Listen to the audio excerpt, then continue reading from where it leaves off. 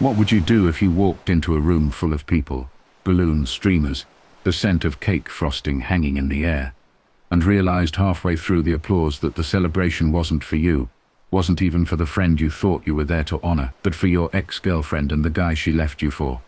That's not the sort of question you ever expect to have to answer in real life.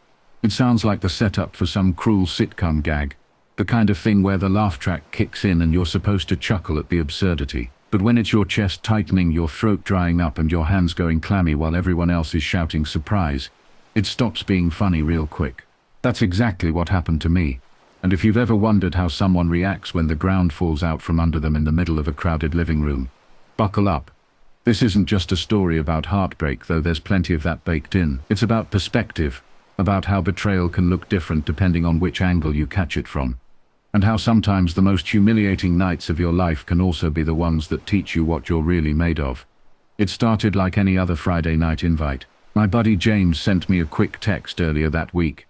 "Hey, there's a surprise party on Saturday night. Come through, you'll love it. Casual dress." He didn't give me a name, just said it was someone we knew, someone worth celebrating. I didn't think much of it. I mean, my circle of friends overlaps in about 50 different directions, between work, old college buddies, mutual acquaintances, and people I knew through my ex. The odds of running into someone familiar were pretty high. Now here's the thing you need to know about me. I'm not really a party guy. I'm the sort of man who shows up, grabs a drink, finds one or two people I can have a real conversation with, and stays in my corner until it's polite to head out. But that night, I told myself, why not? I had nothing else going on. And honestly, after the breakup, I figured some socializing might do me good. Breakups are weird like that. You want to hide away, but you also crave distraction. So I threw on a button-up shirt that wasn't too wrinkled, jeans that didn't scream laundry day, and drove over.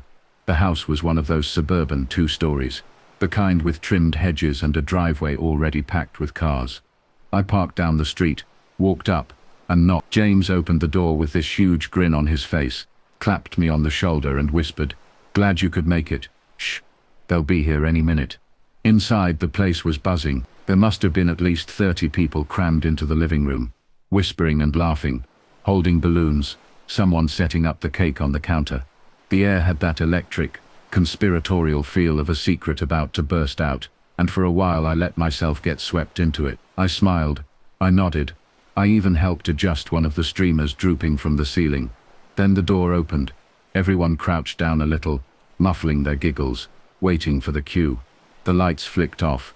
Footsteps came in, hesitant, a voice saying, "Why is it so dark in here?" Then the switch snapped back on, and the room exploded. Surprise! Confetti flew. People clapped and cheered. I turned toward the doorway, ready to join in, ready to applaud whoever this was for, and then my heart stopped. Because standing there, looking stunned but delighted, was her, my ex. And right beside her, hand already sliding to the small of her back, was the guy she'd left me for. It was like watching a scene unfold in slow motion. My brain refused to register it at first. I literally thought, no, this can't be right. This is some sick coincidence. But then she leaned into him. He kissed her temple, and the crowd surged forward to hug them both. That's when it hit me. This wasn't just a party. This was their party.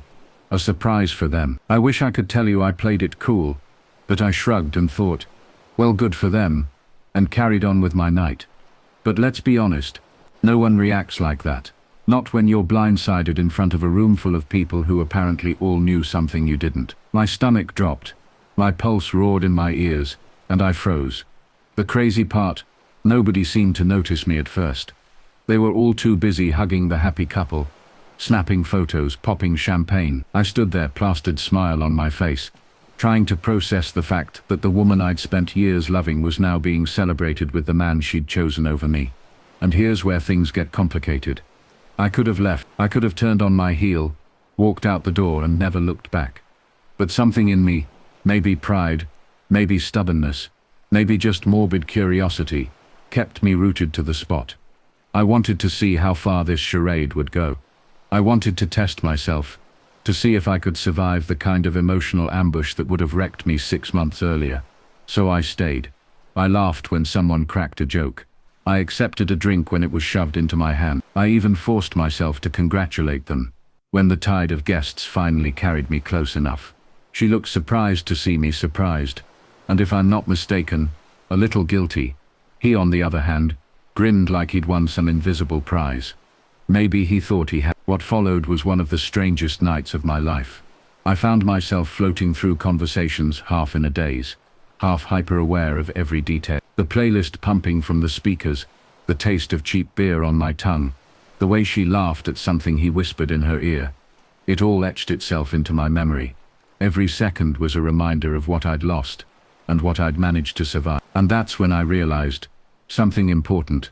Humiliation only has as much power as you give it. Sure, I could have stormed out, made a scene, or drowned in self-pity. But instead, I chose to stand tall.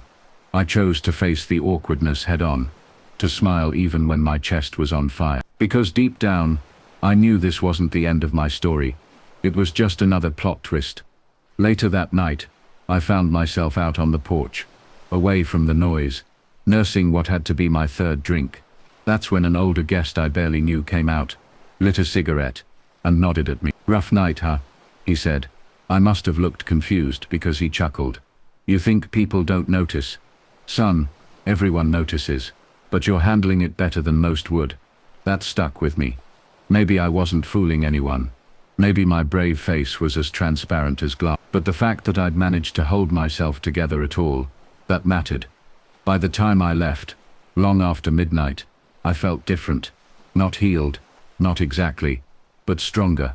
Like I'd been through a fire, and walked out the other side with fewer illusions, but thicker skin. And here's the part no one tells you about nights like that. They don't just fade away. They become stories you carry, lessons you revisit. They shape you in ways nothing else can. So when I say I was at her surprise party until I realized it was for her, and the guy she left me for, I don't just mean it as a tragic anecdote. I mean it as proof that you can stand in the middle of your worst nightmare, smile through it, and walk out stronger than you ever thought you could be. Walking to my car that night, I remember the sound more than anything. Not the laughter, not the music, not the clinking glasses behind me, but the sound of my own shoes crunching on the gravel of the driveway. It was the sound of leaving something behind, even if I wasn't sure yet what that something was. My chest still burned from forcing myself through hours of conversations that scraped like sandpaper against raw skin. But there was also a strange clarity starting to settle in. I sat in my car for a while before turning the key. Just sat there, staring at the steering wheel like it held some answer. The porch light spilled across the lawn, and through the window I could still see silhouettes moving, arms gesturing, balloons bobbing whenever the door opened. She was in there, with him, surrounded by people who had chosen to celebrate them. And me? I was just the guy outside in the car, trying to convince himself he was better off. I won't lie, it stung like hell. The betrayal itself had been brutal enough months before when I'd first discovered the late-night texts and the unexplained absences. But to find myself in that house, unwittingly part of their applause, their celebration, was another wound layered on top of the old one. And yet in that quiet moment in the car, I realized I wasn't bleeding out anymore. I was bruised, sure, but I was still breathing, still here.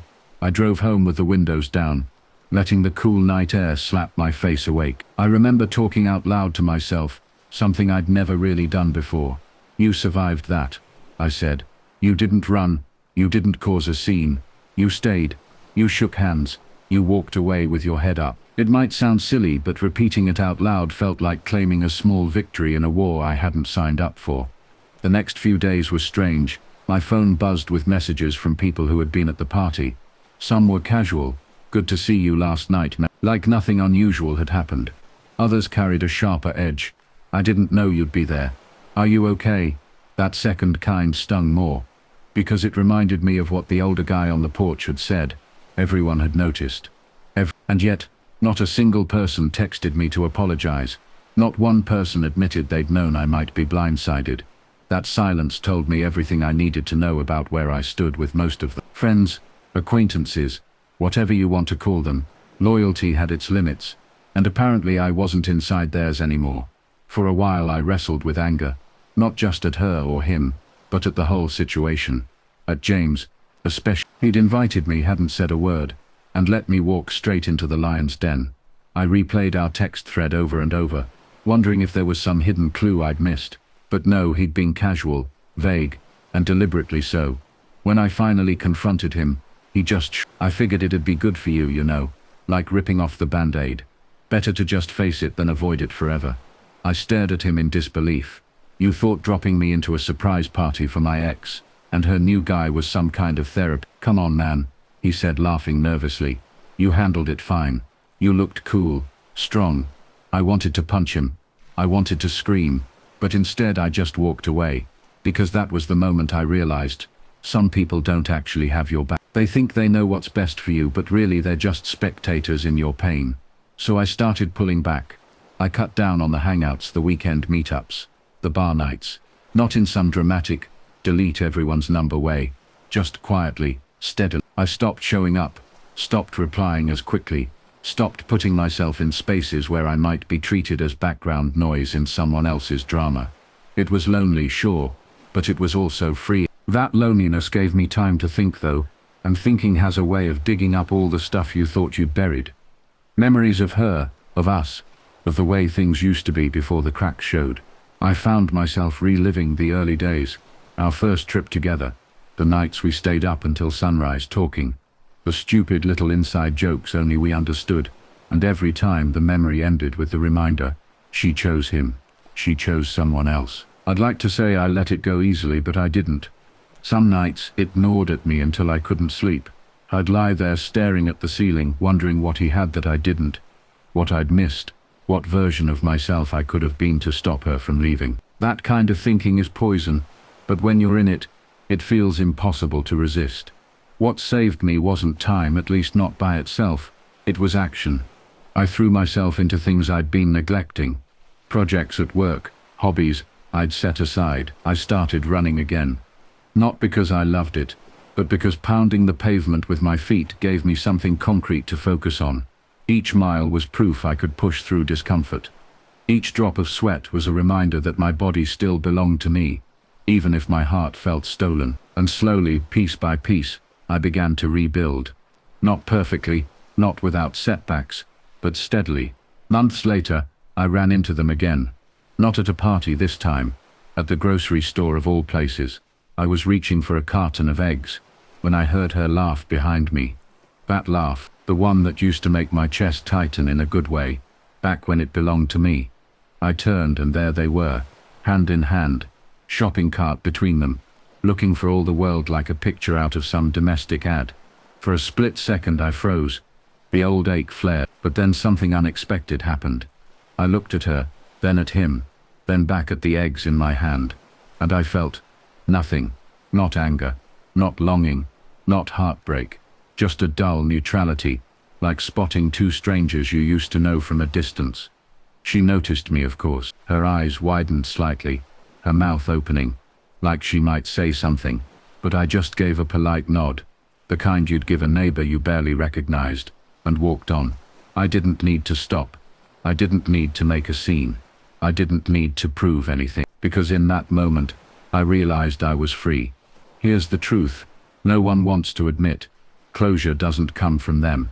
It doesn't come from apologies, or explanations or dramatic confrontations. Closure comes the day you decide you don't need their story to move forward in your own. And that's what that night, that cursed surprise party, ultimately gave me. It forced me to confront the ugliest version of my pain head-on. It threw me into the fire and left me no choice but to walk out the other side. And once you've lived through that, nothing they do, no smiles, no laughter, no grocery store run-ins, can touch you anymore. I tell this story now not because I want pity, or because I think I handled everything perfectly. I tell it because we've all been there, in one way or another. Maybe not at a surprise party, maybe not in such an obvious, humiliating way, but we've all been in rooms where we realized we didn't belong anymore.